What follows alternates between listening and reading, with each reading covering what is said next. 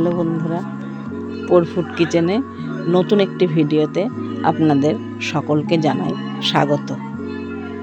আমি আজকে আপনাদের দেখাতে চলেছি অল্প পরিমাণ কিছু মশলা এবং কাঁচা লঙ্কা চিড়ে পাবদা মাছের ঝাল। এজন্য কিছু মাছ আমি পরিষ্কার করে কেটে বেছে ধুয়ে নিলাম।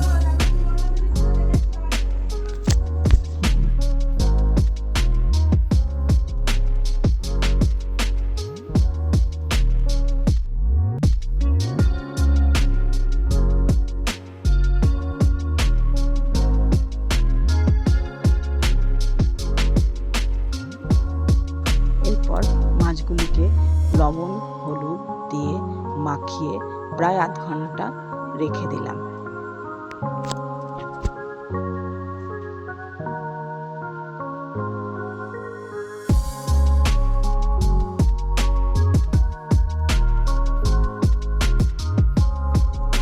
এবার কিছু আলু ও কচু একটু লবণ মাখিয়ে রেখে দিলাম।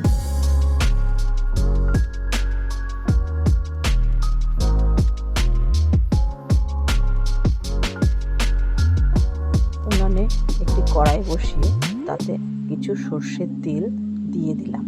তেলটি বেশ গরম হয়ে গেলে তার মধ্যে মাছগুলি একটা একটা করে দিয়ে উল্টে পাল্টে মাছগুলিকে ভালো করে ভেজে নিলাম।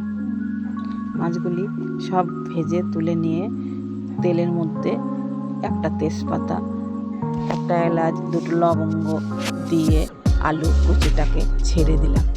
দিয়ে আলুটা যে ভাজা ভাজা হতে থাকলো তার মধ্যে দিয়ে দিলাম নুন হলুদ আর বেটে রাখা মশলার মধ্যে আদা জিরা তেজপাতা রাঁধুনি আর একটু কিছু পরিমাণ ধনিয়া বেটে রেখেছিলাম, সেই মশলাটা আলু কচুর মধ্যে দিয়ে দিলাম। দিয়ে দেওয়ার পরে মশলা দিয়ে আলু দিয়ে ভালো করে কষিয়ে নিলাম।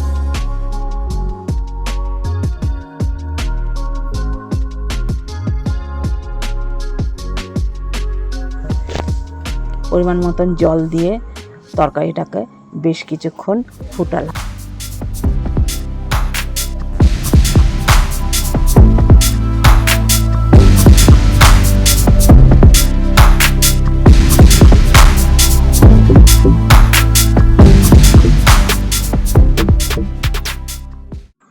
কিছুক্ষণ ঢেকে রেখে যেই আলুটা সিদ্ধ হয়ে গেছে তারপরে ভেজে রাখা মাছগুলো ওর মধ্যে ঝোলের মধ্যে দিয়ে দিলাম।